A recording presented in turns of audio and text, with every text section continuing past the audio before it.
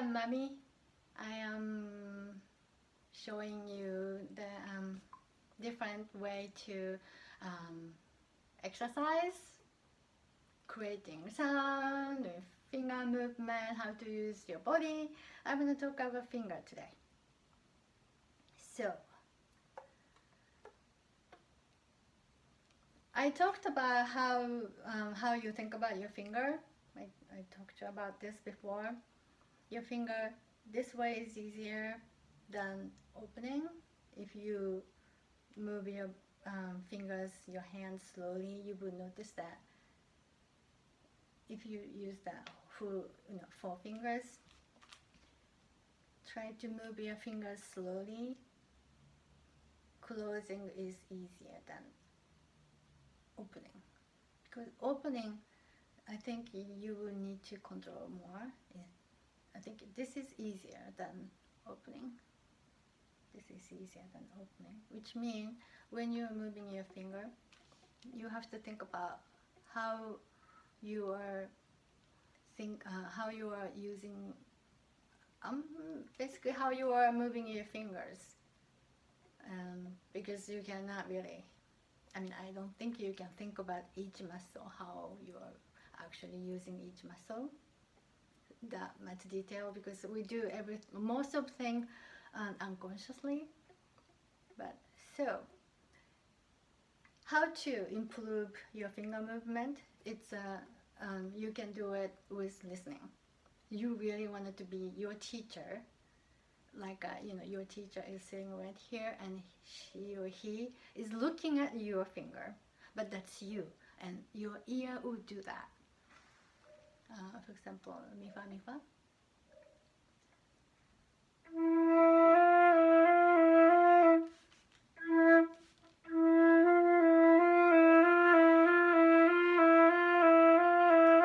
So mi fa mi fa mi fa mi fa mi fa mi.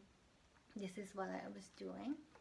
So what I'm listening is the distance between me, sound-wise, distance, space, not space, distance between me and fa and me and fa and me, both way.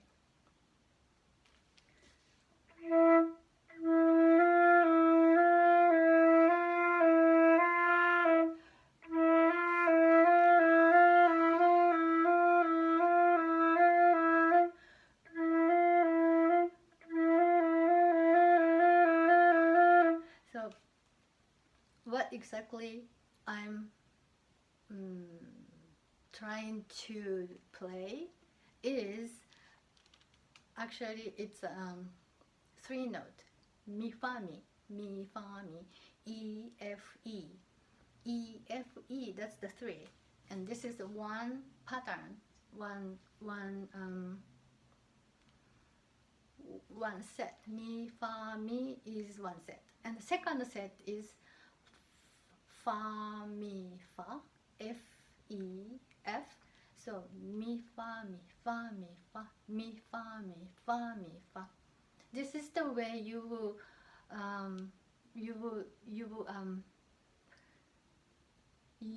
hear if you are not controlling your fingers well. If you never done this exercise, and try it now, you notice that you can't do it right away because your finger get confused, because probably the case you've been only thinking about me to fa or fa to me. Maybe you are only think about these two separate. But if you make a set of 3 notes, then you will, and if you can play 3 notes evenly, then you will be able to control your fingers. So when for example, the movement of mi fa or fa mi is in your music, you will be able to control these fingers correctly.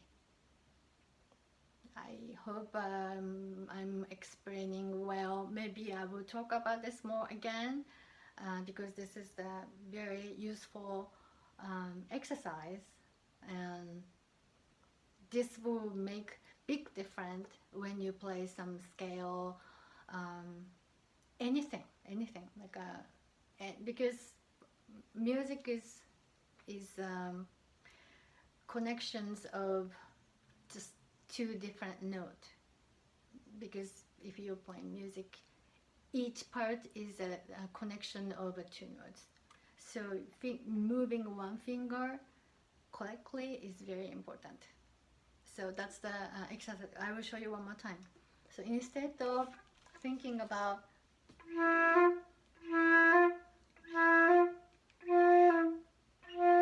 I am talking about this finger. Instead of just thinking about that way, it doesn't really show you anything, but if you connect three notes, then you will know if it's not even, or maybe you're playing evenly, or how much evenness you want to get.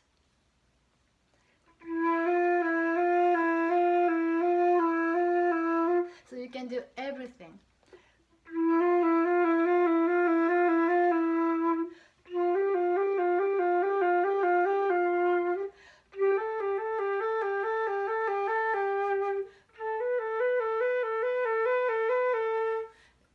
You can also do the chromatic way.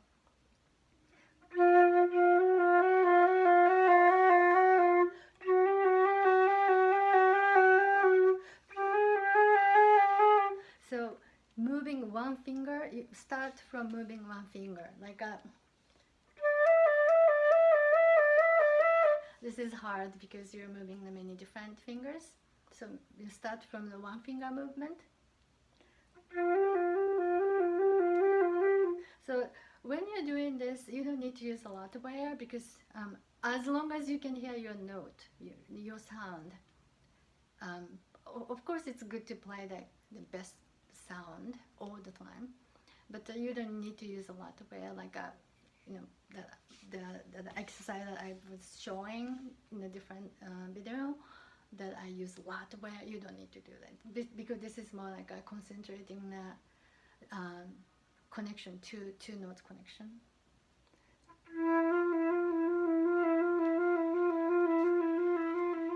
And then benefit of the using less breath, which means you can just continue this exercise for very long time, like